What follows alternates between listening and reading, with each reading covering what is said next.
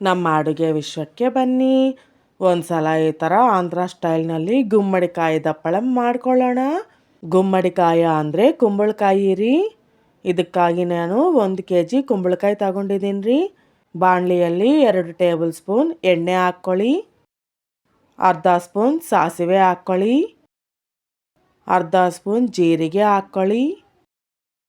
2 spoon ಕಡಲೆಬೇಳೆ ಹಾಕ್ಕೊಳ್ಳಿ. 2 spoon ಉದ್ದಿನಬೇಳೆ ಹಾಕ್ಕೊಳ್ಳಿ. 5 ಬೆಳ್ಳುಳ್ಳಿನ ಸ್ವಲ್ಪ ಜಜ್ಕೊಂಡು ಹಾಕ್ಕೊಳ್ಳಿ. ಸ್ವಲ್ಪ ಕರಿಬೇವು ಹಾಕ್ಕೊಳ್ಳಿ. ಇದನ್ನು ಸ್ವಲ್ಪ ಹೊತ್ತು ಹುರ್ಕೊಳ್ಳಿ. 1 ಮೀಡಿಯಮ್ ಸೈಜ್ ಈರುಳ್ಳಿನ ಈ ಥರ ಹಚ್ಕೊಂಡು ಹಾಕ್ಕೊಳ್ಳಿ. ಇದನ್ನು ಸ್ವಲ್ಪ ಹೊತ್ತು ಹುರ್ಕೊಳ್ಳಿ. 5 ಹಸಿಮೆಣಸಿನ್ಕಾಯಿನ ಹಚ್ಕೊಂಡು ಹಾಕ್ಕೊಳ್ಳಿ. ಸ್ವಲ್ಪ ಹೊತ್ತು ಹುರ್ಕೊಳ್ಳಿ. 2 ಒಣಮೆಣಸಿನ್ಕಾಯಿನ ತುಂಡು ಮಾಡ್ಕೊಂಡು ಹಾಕ್ಕೊಳ್ಳಿ.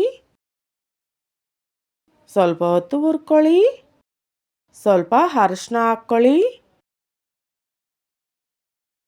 ಸ್ವಲ್ಪ ಹೊತ್ತು ಹುರ್ಕೊಂಡ ನಂತರ ಕುಂಬಳಕಾಯಿನ ತೊಳ್ಕೊಂಡು ಹಚ್ಕೊಂಡು ಬಾಣಲಿಯಲ್ಲಿ ಹಾಕ್ಕೊಳ್ಳಿ. ಸ್ವಲ್ಪ ದಪ್ಪದಾಗಿ ಹಚ್ಕೊಳ್ಳಿ.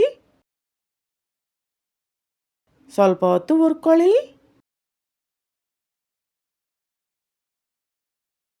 ಕುಂಬಳಕಾಯಿ ಮುಳುಗೋ ಅಷ್ಟು ನೀರು ಹಾಕ್ಕೊಳ್ಳಿ. ಕುಂಬಳಕಾಯಿನ ಚೆನ್ನಾಗಿ ಬೇಯಿಸ್ಕೊಳ್ಳಿ. ನೋಡಿ, ಕುಂಬಳಕಾಯಿ ಬೆಂದೋಗಿದೆ ಅಲ್ವಾ?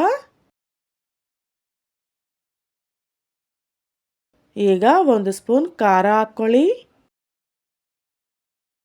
ರುಚಿಗೆ ತಕ್ಕಷ್ಟು ಉಪ್ಪು ಹಾಕ್ಕೊಳ್ಳಿ.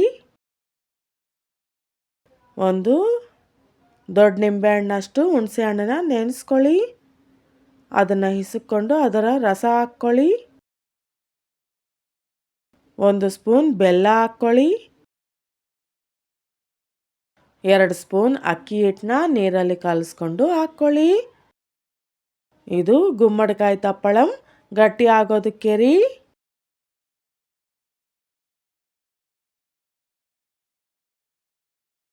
ಸ್ವಲ್ಪ ಹೊತ್ತು ಚೆನ್ನಾಗಿ ಕುದಿಸ್ಕೊಳ್ಳಿ. ಸ್ಟವ್ ಆಫ್ ಮಾಡೋಕ್ಕೂ ಮುನ್ನ ಸ್ವಲ್ಪ ಕೊತ್ತಂಬರಿ ಹಾಕ್ಕೊಳ್ಳಿ. ಅಷ್ಟೇ ರೀ. ಎಷ್ಟೋ ಈಸಿಯಾಗಿ ಎಷ್ಟೋ ಟೇಸ್ಟಿಯಾಗಿರೋ ಅಜ್ಜಂದಿರ ಕಾಲದಲ್ಲಿ ಮಾಡೋ ಆಂಧ್ರ ಸ್ಟೈಲ್ ಗುಮ್ಮಡಿಕಾಯಿ ದಪ್ಪಳಂ ರೆಡಿ ಆಯಿತು ರೀ. ನೀವು ಒಂದ್ಸಲ ಟ್ರೈ ಮಾಡಿ.